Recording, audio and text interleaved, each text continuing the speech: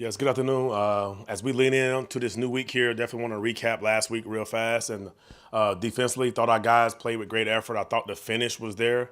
And obviously in the second half, the finish was there. Just made some mistakes. We were disappointed in how our sudden change defense early in the game. Our goal is to force field goals if something like that were to happen. So we gave up 2 tuds, and that kind of put us our back against the wall as a squad. And that was one thing we were working on and just talking about it. I got to do a better job of getting them ready for those sudden change moments. And then right before the half, disappointing to score when we had an opportunity to have it 17-3 at the half and we get the ball back. But I thought the effort was there, the work was there. Going into this week, our guys are focused, trying to get refocused back up for our trip down to Tuscaloosa. And they came right back every Sunday with the right attitude. And I think we had 2 intense focus, one of those intensely confident, focused practice that we normally should have on a Tuesday, Wednesday. Guys are trying to get right, and looking forward to it. Any questions?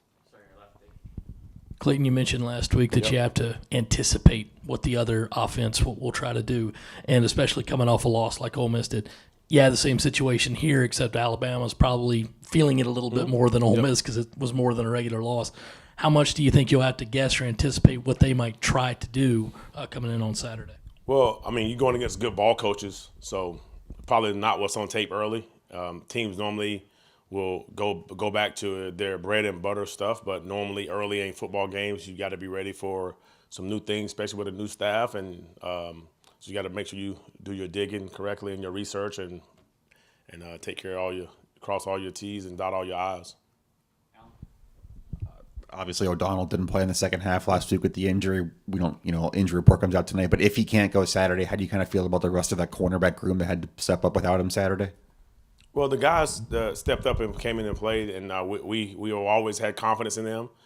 So feel great about O'Donnell playing this Saturday. Just a little thing that had to get cleared up, but I think that he should be ready to go. And but the guys that came in between Vicari and Judge, obviously Judge had a very productive football game, and Emery came in. Emery slipped on the play, but that's life at corner. One mistake can almost get you 6 points. But I was proud of how those guys stepped up, and they had the right look in their eyes as if like they weren't afraid. There was no wide-eyedness stuff going on, but I love how they attacked it. Clayton, you guys were put in a short field situation on defense right out of the gate after the fake punt. What is your message to the defense when they're put in that kind of tough situation?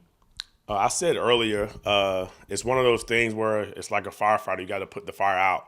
Unfortunately, something happened, and our job as defense is if we got to go out there and attack it and put the ball down is one of our slogans, one of our top slogans. We want to make sure that that our mindset is correct, and you don't have time to worry about how the ball got put down there. So our goal is always to tackle the guy so we can try to prevent big plays, just like what DQ tackled their receiver who was about to go in, and that's called put the ball down. Keep playing, give yourself another chance to make the play. But we just got to be better than sudden change. Sudden change is going to happen. That's part of football. That's part of life. So we got to be great. Guess I have to ask you about Bengali and his departure and what that means for the rest of the group and guys like Mo who have a chance to step up. It was a personal decision. I don't want to really get into it. It was more of a personal decision. Really appreciate everything he done for us, and just wish him the best. Absolutely, I really do. Far as other guys stepping up, we have some guys that can play multiple positions. We have some guys who are still learning and growing in our defense, and obviously some guys are trying to knock a little bit of rust off. But it's exciting for other guys to get a chance to showcase their talents here, and we all know we try to recruit talented guys. We just got to get them to the thing, and I think they're ready.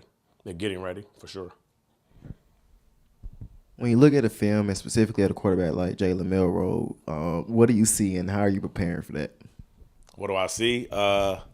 Your first initial thought when you think of Jalen Milroe outside looking in, if you're just watching TV as a regular person, you think he's a running quarterback. Then you put on the tape, and then he's a passer. He's a solid quarterback who's unbelievable with the ball in his hand. He does a great job of stepping up and making people miss, and great speed, and has a strong arm and can throw the ball probably 60 yards, standing flat-footed. So I can't imagine how far he can throw it if he steps into it with a great follow-through and release and all that good old quarterback talk. But No, he's an athlete for sure. He's a quarterback that's playing athlete. I mean, he's an athlete that's playing quarterback. But it's impressive to watch. And Clayton, following up on that with Ryan Williams, some of the stuff that he's done just in these past couple of weeks, with your defensive back specifically, do they take it? Do they want this kind of matchup, saying if you can shut that guy down, they're going to be talking about you? I don't think that's the message, but I can see where you're coming from, Dave. And but Ryan Williams obviously has made a name for himself nationally and worldwide just from some spectacular plays that he's made over the past couple weeks here in college football. And obviously our guys, we understand when you come to the SEC, these are things that can possibly, you can face these kind of athletes, these dynamic players week in and week out. But he's definitely one of those, his story is crazy that he's only 17. So, but it's, our guys are looking forward to the challenge. And we feel like our guys know they're good enough to go against anybody in this league. So they're looking forward to the opportunity to go against a player with that kind of name right now and how loud he is.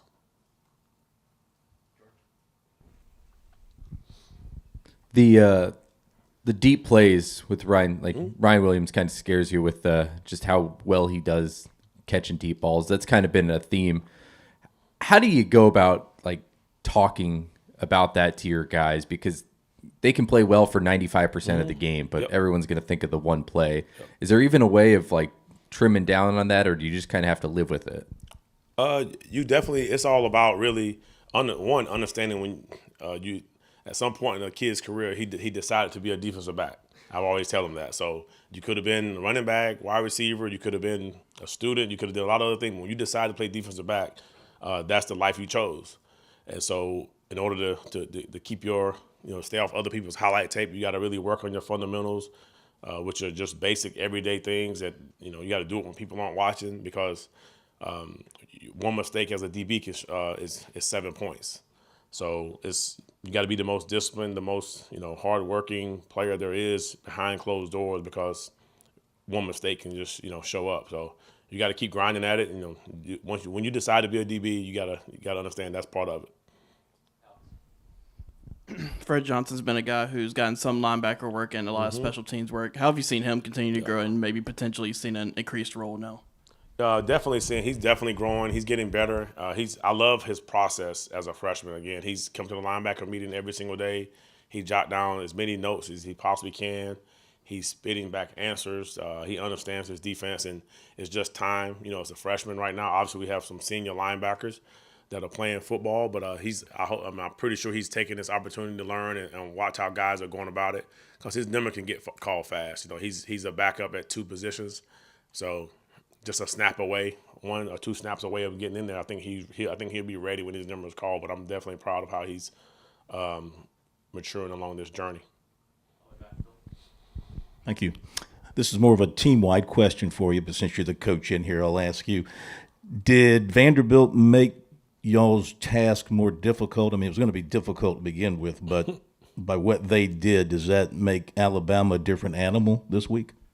I'm not in their locker room. I don't know how Alabama approached these kind of things, but my guess would be that they probably, had a couple good talks with their coaches, and their coaches probably going to snap them back in and get them ready. So I would say yes. Just being honest, yes. Sort of going off of that, not really. I feel like obviously the schedule that you guys have this year was a point of conversation for a while, especially in October with the SEC games, but inconsistent has sort of been a word I've heard Dowell and Shane use just overall. How are you using kind of these 3 very competitive SEC games to your advantage in terms of mentality and consistency and everything like that? That's a good one. I would say our guys all have high expectations and big aspirations to go do bigger and better things outside of life and football too. And to me, this is just an example of, and they always say if you want to be the best, you got to beat the best. And this kind of what the month of October is. You get to kind of, as a player, I've been in this shoes before when I was in the ACC playing growing up. And when we played certain teams, when the Seminoles came to town, that was a big ACC football game, so I know the feeling that they have. So it doesn't take a lot of motivation from a coach to get you ready for most of the games in the SEC. So it's not a lot of speeches that you have to have this week. You're playing Alabama, okay? So, but our guys, when you present them with information, you can just see how intense they are in regards. And it should be this way every week. I know that. But it's just we're talking about 18 to 22-year-olds. And us as coaches are the ones that have to adjust to them every year. But I think those guys are highly motivated, and this helps us motivating them throughout the year. So each week it'll get easier and easier. They understand this is the SEC. So they also could have chose other conferences to go to. But when you know you come to this conference, this is what it's going to be like about 10 out of 12 times for sure. Clayton, with the offsides penalties from Saturday, just how frustrating is that as a coach when it keeps happening over and over again? And then in practice this week, what do you and the rest of the staff try to do to make sure that the penalties are, limited as possible and that on offsides? Yep. Yes, very frustrating, to be honest with you, especially when you work your butt off to get them in a 3rd and 10. To get an offense like Ole Miss into 3rd and 10, they've only had, I think it was 7 all year or something like that before they played us. So to get them in 3rd and 10, to get them in 3rd and 9, and then to jump off sides off of a clap is very frustrating. So obviously we're addressing it. It's nothing personal to our guys, but we want to just keep learning from it and growing from it. So obviously in practice, if I'm scripting 15 plays in the period, I can only script 12 or 13 because we're going to work on jumping off sides. So, and every team does it. It's one is smart by offenses, and then we do have some rushers, people that are trying to keep off track. So, but we just got to keep grinding it, and it's been very frustrating. So, but we're working on it. That's what we do as coaches. Like I said, we're not mad at a kid personally, but it's just more when you decide to play defense, that can happen to you. 5-6 weeks ago, I don't know if many South Carolina fans or any college football fans knew who Kyle Kennard or Dylan Stewart were. Now I imagine they're probably on the mind of every offensive coordinator playing you guys. How different has how they've been, guarded been? Like how different are offensive lines playing them now? It really depends on who you're playing, obviously. But I think every team has had a plan, which I think that's the right thing to do after the first couple games and how much noise they were making. You didn't want – defensive ends can really wreck a whole game in practice. So you want to do a good job, and I think most offensive coordinators at this level will make sure that those guys are taken care of. And between chipping with tight ends and aligning tight ends over them to release to kind of take 1 or 2 steps off of a Dylan or Kennard or BT's rush, that helps. A running back chipping or a tight end over there or just quick passes. That's mainly what we've seen a lot. But LSU played us straight up. They had really good first rounders, and they did a good job rushing, but the ball was getting out fast because they have an experienced quarterback. But it's always how they're going to play us. So it's kind of cool. I got time. I'm good. We can keep going. There's obviously been a lot of talk about Dylan, and how have you seen him bounce back this week and how he's kind of handled the maybe negative publicity? Yeah, so obviously, when that happened, I immediately went into like father mode because I saw it happen. I was like, it's not gonna be good.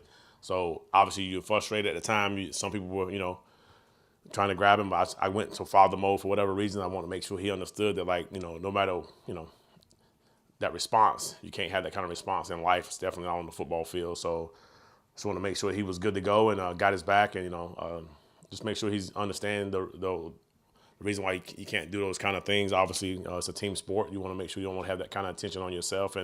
But he's doing great. He's doing great. He's practicing well, and he got a full locker room full of guys and coaches and community behind him. So, but we'll get through it. But unfortunate. Awesome. Thank you, guys. See y'all. Yep.